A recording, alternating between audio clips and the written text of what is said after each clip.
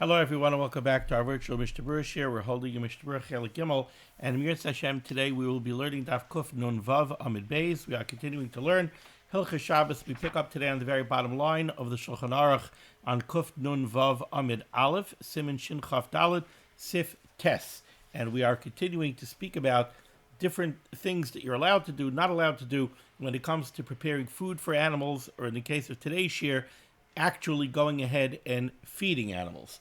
Our learning should be a schus for Achenu Kol Beis Yisrael, Hanasudim Batzar Bashivya, Ha'im Debei Bayam Ubeim Bayabosha, Hamakim Yerachem Alehem Eitzim Yitzar L'Rvacha, Me'afel La'Ora Mishib L'Geula, Hashta Bagalo Zman Kariv and Emar Amen. Our learning should be a schus for Shalema for Yeshua Levi Ben Ahuva Malkachana, Yitzchak Ben Sian Ben Dusha, Rivka Batz Shiralea, Chavadasa Bas Serel. They should have a refuah shalema b'seich shar chayei Yisrael. The schus of the limud HaTorah of Klal Yisrael should be a schus. The Rebbeinu Shalom should watch over every member of Klal Yisrael b'chol makom shehem. Says the Mechaber Siftes, ein oivsin es hagomel. You're not allowed to overfeed a camel. Now, some of these halachas we're not exactly in touch with dealing with camels, dealing with livestock. But let's remember, the main use of a camel was for transportation, and camels excelled at long-distance transportation, and especially long-distance transportation through the desert. So a camel was your original SUV. It was an all-terrain vehicle, and it was made to take an extended trip in an area where there's no food and no water. So what you would do is you would take a camel and you would overfeed the camel. We're going to see in the Mishnah Berurah is going to say you take 2 or 3 days worth of food and you feed the camel 2 or 3 days worth of food, so that now the camel has a very, very full fuel tank, and now he could take you through the desert and he'll be able to function and keep on going even if there's no food.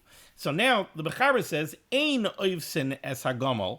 You're not allowed to do this. You're not allowed to overfeed a camel on Shabbos. Dahainu, this means shem achila biyadai kol kach. You feed it with your hand. This is not talking about letting it eat from a food basket or from a trough. This is you're taking food and you are putting food into the camel's mouth. You're going to eat this, buddy, whether you like it or not. So you're taking the food and you're feeding the camel with your hand. You feed it so much food until you turn the camel's digestive tract into an avos, into a feeding trough. So that's where the lashon of oivsin comes from. An avos is a feeding trough. You are stuffing this camel full of so much food that its stomach basically becomes a feeding trough, which means that it is going to feed off of the food that you put into it for the next 2 or 3 days. So you're not allowed to do this. Now let's take a look here at the Mishnah Berurah right away. Ois Katan Chav Daled on the bottom of the page. Ein oivsin, kol zeh mishum tercha yisera. Everything we're going to be learning about now, that we're going to say you're not allowed to do, the reason you're not allowed to do it is because this is all called tercha yisera. To go get the camel and start shoving food into the camel's mouth on Shabbos, this is tercha yisera. Now, obviously, like we've learned previously, to allow your camel to eat on Shabbos, your camel's allowed to eat on Shabbos. But for you to go and get involved in this malacha, in this tercha, of going and putting food into the camel's mouth and doing it to the extent of avos, of overfeeding it, that is not appropriate for Shabbos. That is tercha yisera. Continues the Mechaber on the top of Kuf Nun Vav Amid Beis. V'loi darsin. You're also not allowed to do what's called darsin. Now, darsin, the Mechaber is going to explain right now. Darsin is a madrega beyond avos. It's even more tercha than oivsin. What's darsin, says the Mechaber? Dahainu shedoiris loy Michael begroinoi. Now you're actually taking the food and you're not just putting it into the camel's mouth, No, now you're taking the food and you're shoving it down the camel's throat. You're pressing food into the camel's throat. You're turning it, you're pushing the food so far down the animal's throat that the animal can no longer possibly regurgitate it. The animal has no choice but to swallow it. And again, why are you doing this? You're doing it because you want to force feed the camel so that the camel should be able to travel for a long distance. Again, not Shabbos appropriate. This is Aser because of Tercha Yisera. Two more words here in the Mechaber, then we'll go to the Mishnah Berurah. Says the Mechaber, Aval Mal Itin. But what you are allowed to do is what we call Mal Itin. What's Mal Itin? Mal Itin means you could take a small amount of food, so you're not going up against the halacha of Ein Oivsin. You're not feeding it a tremendous amount of food. You're allowed to take a small amount of food, and you're allowed to put it into the camel's mouth, not into its throat. So again, Ein Oivsin means you can't take food and put it even into the animal's mouth if you're doing a very large quantity. If you're doing 2 or 3 days worth of food, that you're not allowed to do. That's the halacha of Ein Oivsin. Ein Darsin, you're not allowed to take food, even a small amount of food, and shove it down the animal's throat beyond the point where it can't regurgitate it. That you're also not allowed to do. What are you allowed to do? Aval Mal Itin. Mal Itin means you could take a lesser quantity of food, like a normal amount of food, and you could put it into the animal's mouth. Now, the word Mal Itin, I think, comes from the shirish of Halitenina, right? The Fetter Esav. When Esav said, Halitenina, mina adai mazeh, he wanted Yaakov Avinu to put the food into his mouth. Halitenina, pour it into my mouth. Okay, says the Mishnah Berurah, Ein Darsin meant you're not allowed to put it into the animal's throat until the point where the animal cannot regurgitate it. It means that you're pushing the food down into the base hablia. That's the area of the throat where now the swallowing reflex takes hold. And now the animal has no choice. He has to swallow. He can't spit it out anymore. Another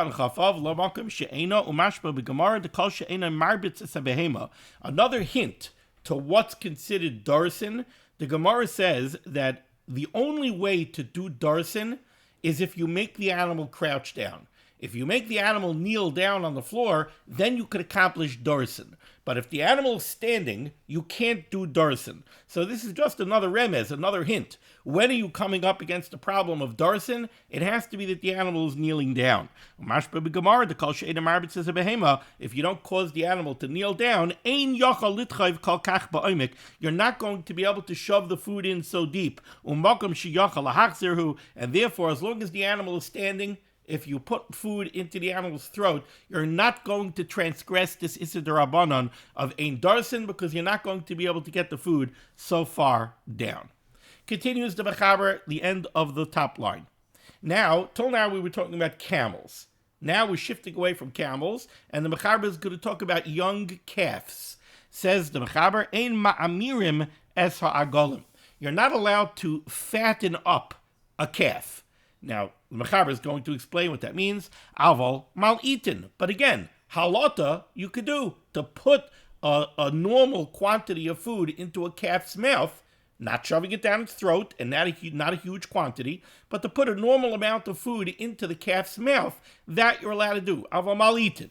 Now the Mechaber expands upon this, and he says, Eza hamra. I told you you're not allowed to do ma'amirim. You're not allowed to fatten up a calf. What does that mean? Eza hamra, l'makom she'eni yechayla lahachzir. The isser of ein ma'amirim es ha'agalim is basically identical to ein dorsin es ha'gamol.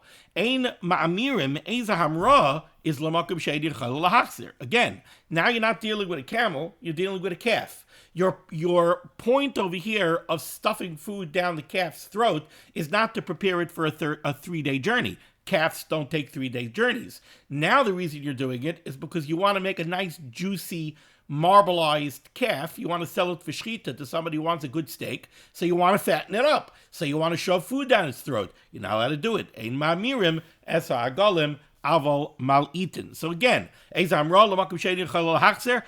what's halata? Halata is putting it into the calf's mouth, but to the point where it could spit it out if it doesn't want it. So again, essentially, the Mechaber told us the same halacha that he told us in the context of a calf. Ein darsin, you're not allowed to shove food down its throat. Aval malitin, you're allowed to put a lesser quantity of food into its mouth. He tells us now the same exact halacha in the context of agolim. Now, why is he telling it to us twice? I think the reason is just because the mitzias is just different. If you're going to tell a farmer who has camels and who has agolim, if you're going to tell him that there's an issa d'Rabbanan to do darsin on a camel, he's not going to realize that that means that I can't do it by the egel either. Why? Because it's done for very two different reasons.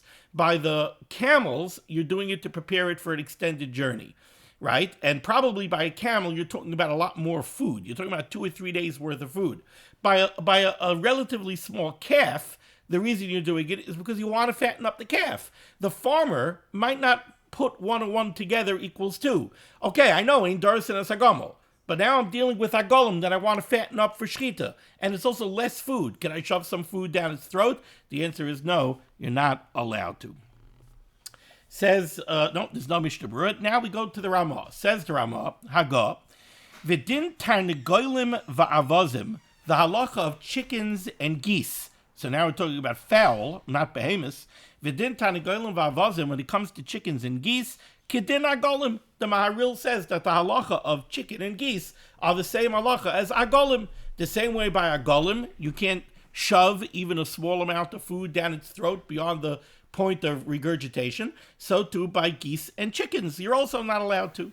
Says the Mishnah Berurah Kan Chav Zayin Tarnegolim va'avozim. Dahainu, this means the Ramah is telling you, she'aser litchayv b'groinam hamaychal, you're not allowed to shove food down its throat ad shelo yu yechaylin lahachziroi, beyond the point where it could no longer regurgitate it. Va'avozoi shemefatfim oisam. Now the Mishnah Berurah comes to tell you an associated halacha when it comes to geese. People very often fattened up geese because they used the fat of the geese for schmaltz. That was very valuable.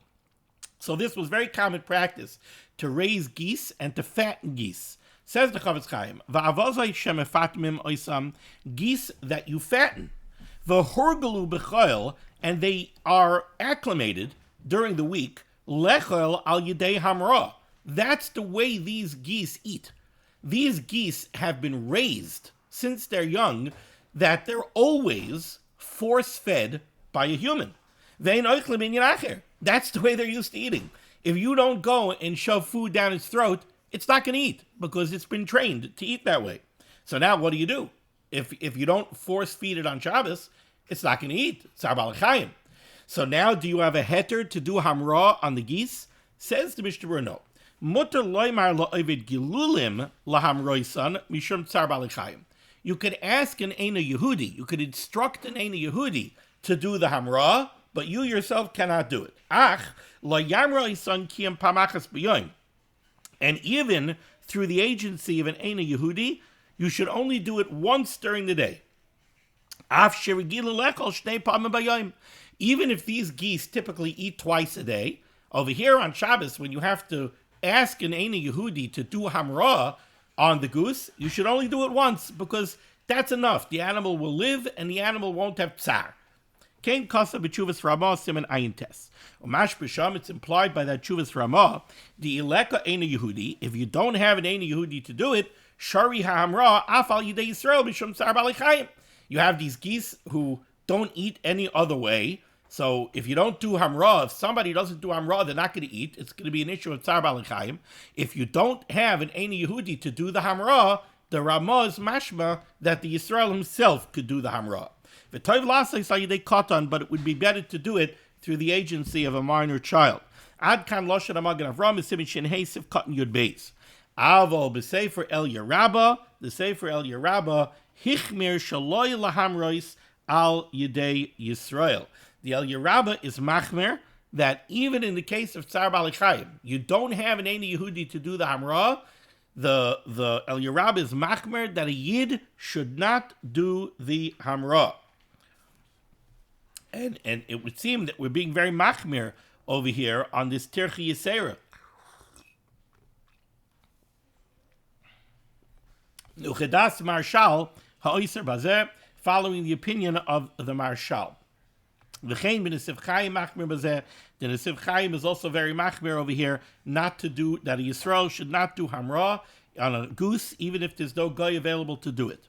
Achakach matzasi b'meiri b'chudushi aran sheditfas b'chodesh al Shabbos mash begam ke daitam kedasa oisrin v'ayin b'bir halacha. He sends us to the bir halacha dibra maschel v'din tarnegolim v'avozim. Very interesting bir halacha. The bir halacha says ayin b'Mishnah Berurah masha kasavdu b'shem el Yerabu Nesiv Chaim lesser hamra yidei Yisrael b'Shabbos b'chol gavna.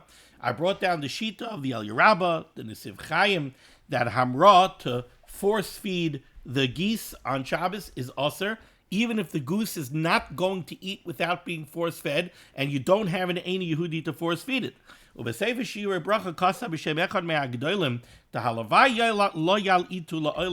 That really this should never be done.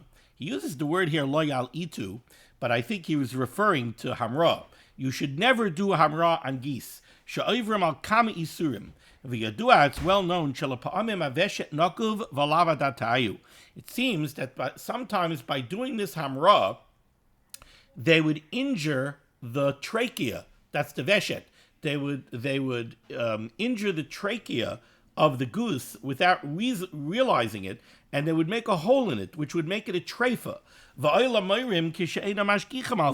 Very often he's saying what would happen is people got into the habit of doing hamra on geese. They'll go ahead and they'll damage the trachea, they'll make a hole in it. That renders the goose a treifa, and then when they go and they shecht the goose, they don't realize that the animal is a treifa. And now you've got goose fat, or you've got a goose that's actually a treifa that people are eating, and therefore the Chavetz Chaim over here is bringing down this shita that really this hamra should never be done on geese. It's a bad idea. Now, why is it that you would have machmirim over here like the El Yerabba, who would say that even in the face of Tsar Balachayim, you have a goose that's not going to eat for the entire Shabbos because there's nobody available to do hamra, still you should not do hamra? Only thing I could think is that the bottom line is, if the goose is really starving, there's food there. If there is food available, if the goose is really starving, I guess its natural reflexes will kick in, and it will go peck at the food, and it will eat the food.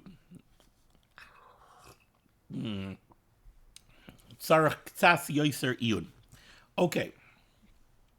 Moving along to Sif Yud, 3 lines down in the Mechaber, says the Mechaber, Mutter litein Michael b'piem shel tarnegolim. You're allowed to put food into the mouth of a chicken. So you're allowed to take the chicken feed and put it into the chicken's mouth. You're not allowed to go shove it down its throat. Now, the Mishnah Berurah is going to ask the obvious kasha, and that is that the Ramah in the previous sif said, V'din tarnegolim v'avozim k'din agolim. The Ramah told us the halach of chickens and the halach of geese is exactly the same as what the Mechaber said the halacha is by agolim, by young calves. What's the halacha by young calves? The halacha by young calves is that you're allowed to do ein mamirim avol malitin. What's malitin? You're allowed to put food into a calf's mouth. The Ramah said, okay, you're allowed to put food into a calf's mouth. You're also allowed to put food into a chicken's mouth. Now says the Mechaber in Sif Yud, muter litein makel b'fiyim shel tarnegolim. You're allowed to put food into a chicken's mouth. Where? It just into its mouth, not beyond the point of regurgitation. So really, the Ramah told us a halacha at the end of Sif Tes that the Mechaber was about to tell us in Sif Yud, which is strange. Says the Mishnah Berurah in Ois Kan Chav Ches B'fiyim, Hainu l'makom she'el chaylim lahachzer. First of all, understand that when the Mechaber tells you in Sif Yud that you're allowed to put food into the mouth of a chicken, it means like halata. You could just take chicken feed and put it into the chicken's mouth. You can't shove it down its throat beyond the point of regurgitation. This is exactly the halacha that the Ramah told us in the Haggah in Sif Tes. Uktzas pella al Ramah. It's a pella on the Ramah. Ma hoisif bazeh. What was the Ramah coming to add? The Ramah was writing notations. That's why it's called a Haggah. The Ramah was annotating the Shulchan Aruch. So the Ramah saw the words of the Mechaber in Sif Yud. So why did he feel the need to put a Haggah at the end of Sif Tes to tell us that you're allowed to put food into the mouth of a chicken? It's a pella. The Chavetz Chaim says the only thing you can think is that if we just had the Mechaber we might look at the Mechaber and we might say like this. Okay, the Mechaber told us the halacha of agolim. He told us that by agolim, you could put a small quantity of food into the eagle's mouth, but you cannot do hamra. You can't shove it down the eagle's throat beyond the point of regurgitation. That's what the Ramah told us about, what the Mechaber told us about agolim in Siftes. Then the Mechaber came along to address chickens. And when the Mechaber addressed chickens, he said, Mutar lite Michael b'piyam shel tarnagolim. You're allowed to put feed into the mouth of the tarnagol. He didn't say where. Maybe the Mechaber in Sif Yud meant to be matir, even to shove chicken feed down the throat of the chicken beyond the point of regurgitation. How do we know that he didn't mean to be matir even that? To head that off came the Ramah at the end of Siftes, and he said you should know. The Mechaber is about to address chickens. You should know v'din tarnagolim v'avozim k'din agolim. When the Mechaber is going to tell us that you're allowed to put food into the mouth of a chicken, he means the same way he was matir by agolim. You could put food into its mouth, but not beyond the point of regurgitation. Going back to the Mishnah Berurah, Ois Katan Chavches, Vedan, you should know. This heter that we have to put food into the animal's mouth, as long as you're not putting it so deep that it cannot regurgitate it, hainu dafka imhu zahir uz shaloi l'taltala. This is the derech of the Chavetz Chaim all over. The Chavetz Chaim is just pointing out to us that there are other potential Isurei Shabbos issues that come up over here when you're feeding the animal. You have to be very careful that you're not metaltal the animal, that you don't move the animal. The Chol Baal Chayim he muksim. Remember that a Baal Chay, an animal, is muktzah. The Chanal b'simin shin chesif mem ayin sham, like we learned earlier, that a Baal Chay is muktzah. So you can't be metaltal the chicken. You can't go pick up your hen and then take food and be putting food into the hen's mouth. The hen is muktzah. Let's go back to the Mechaber. Sif Yud Aleph, 4 lines down. Says the Mechaber, Ein nois din mayim v'loy mezoynois lifnei devorim. You're not allowed to put out water or food in front of bees so that the bees should come eat and drink. V'loy lifnei yoynei shoivach. You're not allowed to put out food in front of your doves that live in your dovecote. So, back in the day, raising birds was a big thing, especially for shchita even. So they had pigeons or doves out in a coop. You're not allowed to go put out food for them on Shabbos. V'yoynei aliyah. The same halacha would apply to doves or pigeons that live up in an attic. V'loy lifnei chazir. You're not allowed to put out food for a pig. But you could put out food for geese and for chickens, v'yoynei bayosos, or doves that live in your house. They don't live in the backyard in a coop. They live by you in the house. You have birds in the house. So then you could give them food. V'chein lifnei kelev, you could also give food to a dog, shemizaynoisav alecha, because it is upon you. It's your obligation to feed it. If you don't feed it, it's not going to have food. Now that's really the basis of the entire Sif Yud Aleph. All of the halachas that we just learned, are the underpinning is the same by all of these halachas. The bottom line is, all of these halachas, all of these isurim are because of terchi yisera. But if you have animals that depend on you for their mezainos, if you have animals that are not going to eat without you, then it's not considered a terchi yisera to go ahead and feed them.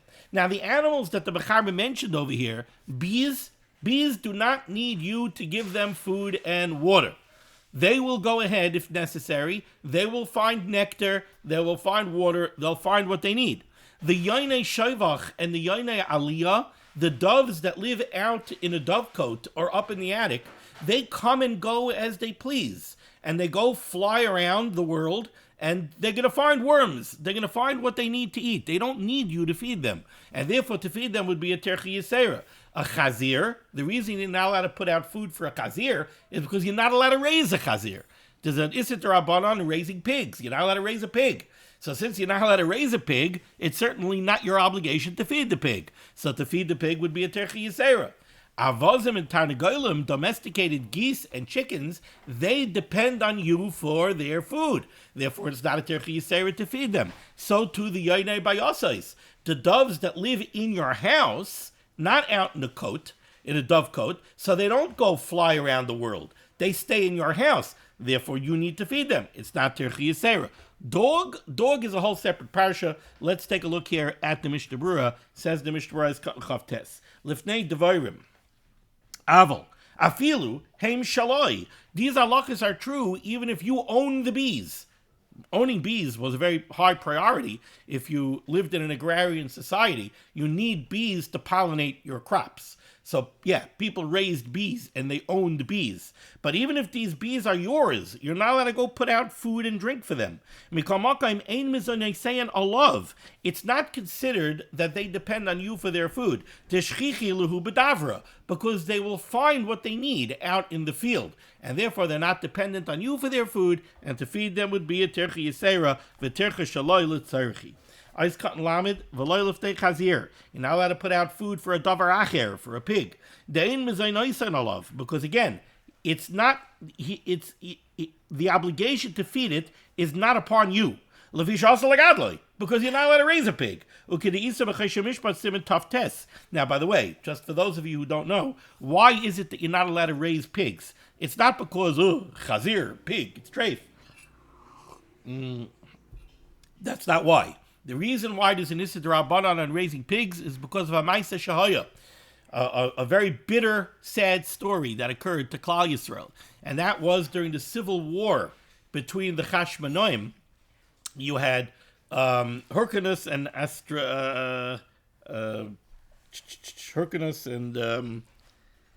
Astrabolius. I think I'm mispronouncing his name. But you had these two families. Hyrcanus had possession of the Harabayas. Aristobulus was outside the Harabayas. And so you had Hyrcanus had possession of the Beis Hamikdash and the Harabayas. But outside of the Harabayas was no longer his territory. So, was no longer his territory. Now, they needed animals to bring the karbonos. So they need to bring the carbon tamid. Where are they going to get kvasim to bring the carbon tamid if they have no access outside the Harabayas? Now, Aristobulus also realized that bringing the tamid is a very high priority. So every day the same story would play itself out. The people from Hyrcanus, they would lower down in a basket shkolim, they would give money, and the people from Aristobulus would take a keves and put it in the basket, and they would haul up a basket to the Harabayas, and they would bring the carbon tamid. Until one day where cooler heads no longer prevailed, and it was decided by the Aristobulus people that in order for them to go ahead and be victorious over Hyrcanus, what they were going to do was they were going to stop the Hakravas HaTamid. And on that day, instead of putting a keves into the basket and having the Hyrcanus people haul up a keves, instead they had them haul up a chazir. They hauled up a chazir, and when the chazir was halfway up the wall, it stuck its feet into the wall. And when that happened, there was a massive earthquake in Eretz Yisrael, because a chazir was coming up to the Harabayas with the havim in it that, I don't know, not that it would be brought on the Mizbach, but they sent up a chazir instead of a keves, and the chazir went ahead and stuck its nails into the wall around the Harabayas. That was a disaster. After that, the Chazal made a takana that you are not allowed to raise pigs. Okay, so let's go back to Oiskat Lamed. Dein mezaynois of alav levisha asal legadlo. Kedisa b'chayshim mishpat simen taftes. V'im naflu loy b'pirayin chayvay. Now, if somebody was owed money, let's say an Eino Yehudi owed Yisrael a nice amount of money. He didn't have any money, so he paid him back with pigs. The halakha then is that you're allowed to raise the pigs until you could find a purchaser to sell the pigs to. In that case, mikrim is arnoisan alecha. In that case, it would be your obligation to feed the pigs, or mutter litein lehem is, and then it would be mutter to give them food on Shabbos. Oiskat lamed aleph, the mechaber said a kelev. By a dog also, you're allowed to go feed a dog because mezaynoisan alecha, says the Mishnah Berurah, va'afilu kelev she'enoi megadloi bebeisai mutter. Very interesting halacha. This is not only talking about if it's your dog. any dog. The implication is even a kelev shel hefker, even a hefker dog, a stray dog that's walking around in the street, you're allowed to give food to a dog. Why? Says the Chavetz Chaim, the mitzvah ktsas gam kein litei loy mezainos. There's a shtickle a mitzvah to give food to a dog. Kamay Sharm Chazal, like Chazal say, Shachos HaKadosh Baruch Hu alav, the Rabbeinu Shalom had rachmanis on dogs. Lafishem is a noisav mu'atin. Dogs don't have natural food out in the wild, and it's difficult for dogs to find food. And the Rebbe Shalom even made it that it takes a dog a long time to digest its food. It says over here that the food could stay in the digestive tract of the dog even for 3 days. So the Rebbe Shalom has rachmanus on a dog, and therefore there's a shtickle a mitzvah to feed a dog. V'ayin bel yerabah v'lifnei kelev ra, v'ayin bel yerabah v'lifnei kelev ra, also, but a vicious dog, an evil dog, a bad dog, a pit bull, you're not allowed to go ahead and feed a bad dog, kamoy lifnei chazir, because that would fall under the same rubric as a davar acher, chazir. The asa mishum the asa legad chazirim v'kelev ra. The same way you're not allowed to raise a davar acher, you're not allowed to raise a kelev ra. So just as by a davar acher, you're not allowed to give it food because it's also to raise it. By a kelev ra, you're not allowed to give it food because it's also to raise it. Yesh nayagim litem chitim lifnei oifais b'shabbos shira. Very interesting sugya, this sugya. There are those that have the minig that on Shabbos shira, they go ahead and they throw out food. They throw out wheat kernels, they throw out challah to the birds.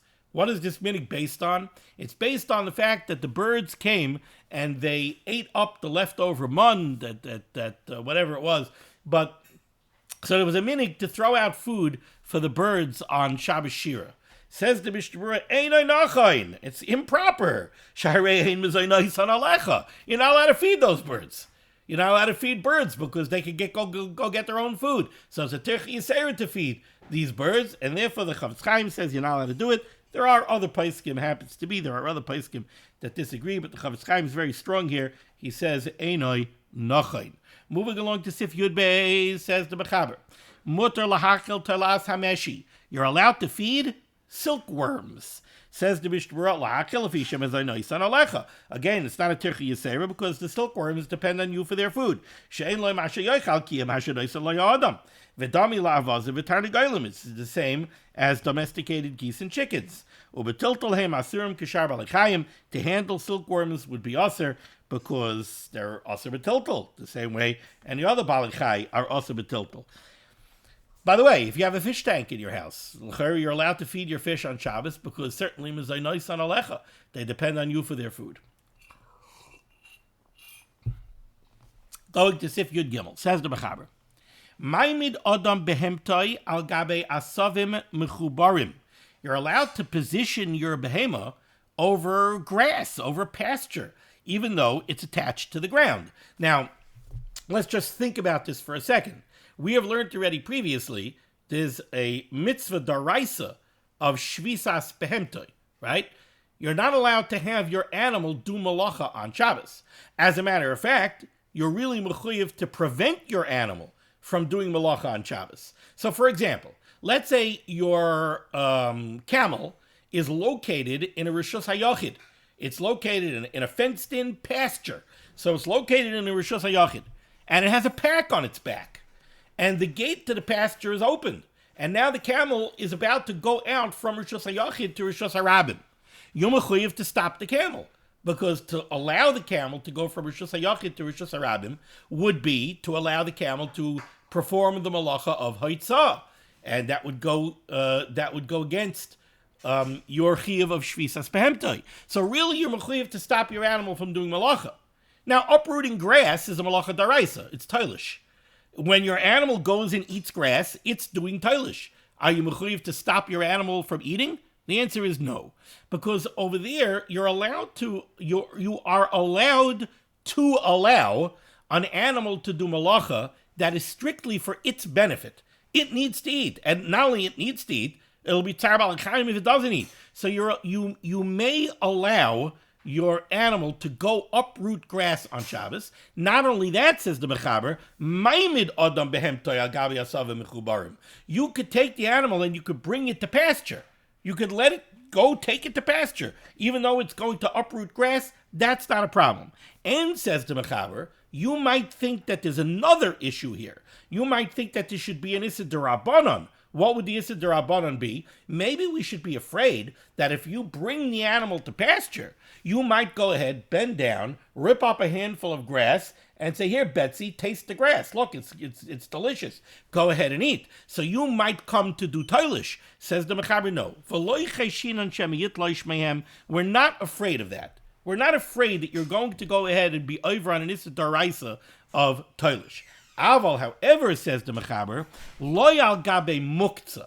You're not allowed to go ahead and position your animal by something that it could eat if that substance is muktzah. So, for example, there are times that grass or other types of produce that are already removed from the grass might be muktzah, right? If you have stuff that was attached to the grass attached to the ground by Ben Hashmoshes, and an Eini Yehudi came on Shabbos and uprooted it, it's muktzah because you are maktzah daitoi minayu. You had no expectation of using this produce on Shabbos because you left it attached to the ground when Shabbos came in at Ben Hashmoshes. So that produce is muktzah. Are you allowed to take your cow, your camel, whatever animal you have, over to muktzah animal fodder? The answer is no. Why? Because then we are afraid that you might pick it up and feed it to the animal. Why? Because now we're not dealing with an Issa D'Oraisa of toilish. Now we're dealing with an Issa D'Rabbanan of muktzah. Now we're afraid that you might come and you might be over on the Issa D'Rabbanan of muktzah, and you might pick it up and feed it to the animal. And even this Issa D'Rabbanan is only to actually position the animal by the produce that's muktzah. But to stand in front of the animal, to block the animal so it only has one way to go, and now it's going to go to where the muktzah produce is, that the Mechaber says is mutter. And Mishnah Berurah is going to explain the reason that's mutter is we're only choshish that you're going to bend down, pick up the stuff, and feed it to the animal if you bring the animal to it, so you're standing right there with the muktzah and with the animal. But to block the animal and kind of guide the animal go that way and let the animal go and find the muktzah and eat it, that is mutter. Says the Mishnah Berurah, Ois Katan Lamed Gimel. The Mechilta tells us that the pasuk says Laman Yonuach. The Isser Shvisas Behemtoi, the pasuk says, is Laman Yonuach, so that they should rest. You might think that because of the mitzvah of Shvisas Behemtoi, you have to stop your animal from uprooting grass and eating it. No, the pasuk says Laman Yanuach. The whole point is that the animal is supposed to quote unquote rest. Not allowing it to eat is not allowing it to rest. So yes, you're allowed to let your animal eat. And we're not choishish to make an Issa D'Rabbanan. We're not choishish that you might come uproot grass and feed it to the animal, the Yisrei Chamer, because that would be an Issa D'Oraisa of toilish, v'zar bazeh, v'zar bei, and the person will be careful about that. But to position the animal over muktzah, that you're not allowed to do because it's an Isser Kal. But, lamoid bifaneha, to stand in front of the animal and guide the animal to go to the muktzah, that's mutter, says the Mishnah Berurah, since you're not standing next to the animal and the muktzah, we're not concerned that you might come to do an Issa D'Rabbanan of muktzah. Sif Yodalit, 4 lines off the bottom, says the Mechaber. Noitlim Michael Milufnei Chamor. So you're raising donkeys and oxen. Okay, so there's the feeding trough for the donkeys. There's the feeding trough for the oxen. And guess what? One of them is overflowing with food, and the other one is running low. So now you want to take food from one, and you want to put it into the other. Sounds pretty simple, right? But we're not farmers. We don't raise animals. Says the Mechaber, Noit leMeichel milifnei chamor v'noistim milifnei shor. You could take food from the donkey feeding trough, and you could put it into the oxen feeding trough. Aval ein noit lemilifnei shor, but you cannot take food from the feeding trough for the oxen, liten lifnei chamor, to give it to the donkeys. Why not? Right? Sounds, what? Why not? Says the Mechaber, you have to understand animals. Mipnei shenimas berirei ashar. A donkey will not eat the sharayim of the oxen. Why? Because if you ever watched a cow eat, it's actually quite disgusting. Cows drool. They drool a lot. The donkey looks at the shar. Look, I'm not eating his food. He drooled all over that food. I'm not eating that food. So to take food from the oxen feeding trough and put it into the donkey feeding trough is Tirchi Yisera, because the donkeys aren't going to eat it, because the donkeys are famist. They're repulsed by the oxen food, and they're not going to eat it. But the other way is not a problem. Says the Mishnah Berurah, is cutting Yodalid v'naistim l'ftei shar. You could take from the donkey and give to the shar. She'ein ashar cuts b'maichal anishar min chamar. The ox will eat the sharayim from the chamar. She'ein meitel rear, because donkeys don't drool. So the oxen will eat the leftover donkey food. But the chamar is not going to eat the sharayim from the shar. Maybe if he's starving, he'll eat it. And this is called Tirchi Yisera.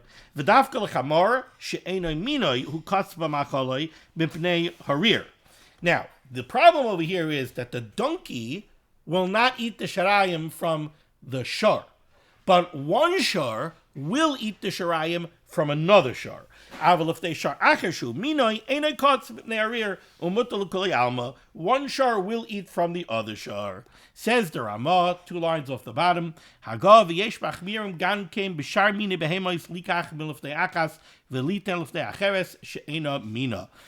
Ramah brings down a chumrah that some are machmir, that this is not only a problem taking food from an ox and giving it to a chamor. The Ramah says there are those that are machmir never to take food from one species of animal and give it to another species of animal, because they may not eat it. It says the Mishnah Berurah is cut lam ches, v'litel of ne'acheres, t'shem yimtza rear b'hoichel v'yakutz by v'yatircha b'chinam, because maybe the second animal will not eat it, and therefore it'll turn out to be a Tirchi Yisera. You shouldn't object to those who are noig heter, because the Mechaber only brings down the problem going from a shar to a chamar. He doesn't bring it down by anything else. Unless